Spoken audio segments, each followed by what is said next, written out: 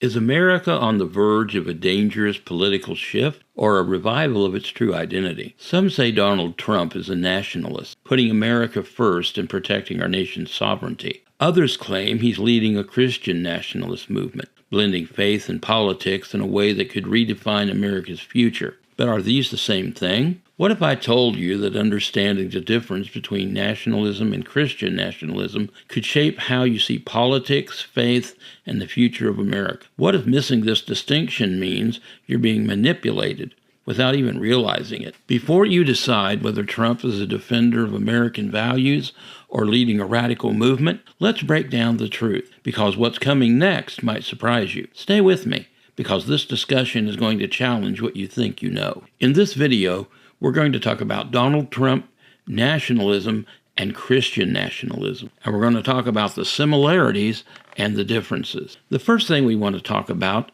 is Donald Trump the man. Recent political rhetoric has accused Donald Trump of being a Nazi. But is he a Nazi? What exactly is Nazism? Well, Nazism originated with the National Socialist German Workers' Party under Adolf Hitler. And every one of those words in that title are important. First of all, Nazism was a nationalist movement. Second, Nazism was a socialist movement. And I just want to interject right here that Donald Trump is not a socialist in any way, shape, or form. Of course, Nazism was German, as Donald Trump is an American. And Workers' Party also is associated with socialism. And finally, we have Adolf Hitler, who is the perennial evil man of our time. So what exactly is the nature of Nazism? Nazism is characterized by extreme authoritarianism, aggressive nationalism, and a belief in racial superiority, leading to policies of genocide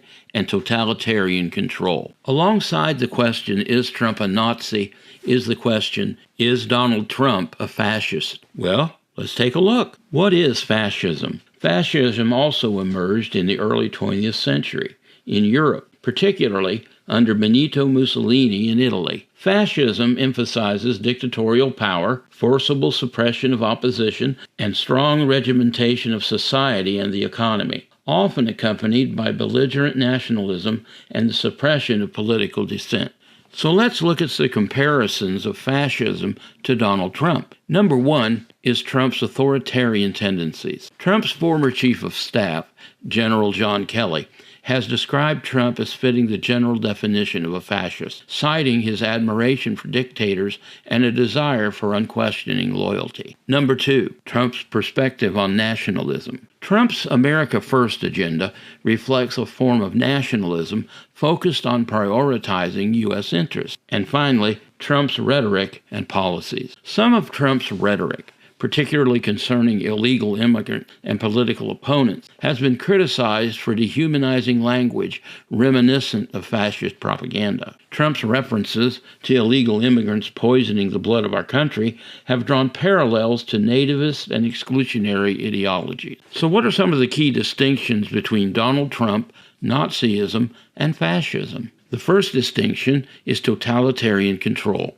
Unlike classic fascist regimes, Trump's first tenure, from 2017 to 2020, did not establish a one-party state, abolish democratic elections, or exert total control over the media and civil society. Trump ran as a Republican, and although there were disagreements about the results of the 2020 election, Donald Trump did not demolish the Democrat Party or abolish democratic elections. Donald Trump also didn't exert total control over the media and civil society. Another distinction between Donald Trump and Nazism and fascism is that Donald Trump did not support state-sanctioned violence. While there have been instances of violent rhetoric and isolated incidents of supporter-initiated violence, there has not been a systematic use of state-sanctioned violence to suppress opposition, as seen in historical fascist regimes. So what conclusions can we draw about Donald Trump as a Nazi and a fascist? Donald Trump does not fully embody the classic definition of a Nazi or a fascist for the following reasons. Number one, absence of totalitarian control mechanism. He hasn't used the military to enforce total control over the entire population. The second conclusion about the difference between Donald Trump and the classic definition of a Nazi or a fascist is the absence of systemic state-sponsored oppression. Now, some people might argue about this on the basis of the things that Donald Trump has said, but the bottom line is the difference between what he says and what he actually does. And he hasn't used systemic state-sponsored oppression to oppress the entire population. And the key word here is the entire population. So if Donald Trump isn't a Nazi or a fascist by definition, then what is he? Donald Trump is a businessman, and more recently, a reality TV star. Donald Trump's authoritarian traits reveal similarities and differences in leadership styles comparable to classic CEOs of large corporations. So what are some of the similarities between Donald Trump and CEOs of large corporations?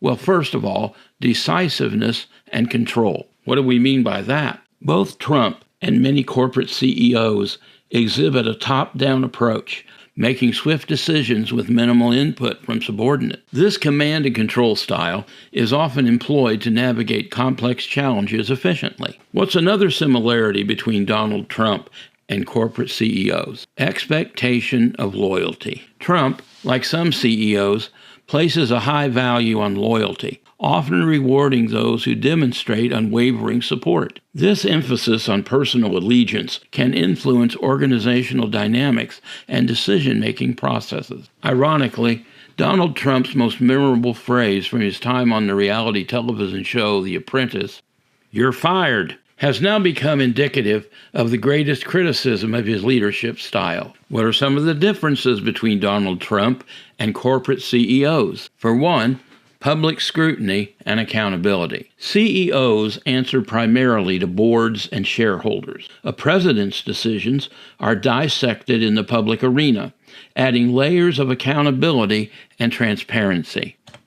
If you're a corporate CEO, you don't have a town meeting with all of your employees to get their input on what decisions you should make as an executive. Second, one of the differences between Donald Trump and corporate CEOs is the scope of authority. Corporate CEOs operate within the confines of their organizations, wielding authority over company policies and direction. A president's authority extends over national governance, requiring navigation through checks and balances in governmental structures. Authoritarian leadership style can yield quick decision-making and clear directives. However, it may stifle creativity and employee morale if not balanced with participative elements. So it's safe to say, on the basis of the classic definitions of Nazism and fascism, that Donald Trump is neither a Nazi or a fascist, although he does lead as president in a style reminiscent of corporate CEOs, which garners much criticism because we're not used to that kind of leadership. Do you think Donald Trump is a Nazi and a fascist? Let me know in the comments below. What about Donald Trump and nationalism? If you want to continue on this discussion, watch this video next.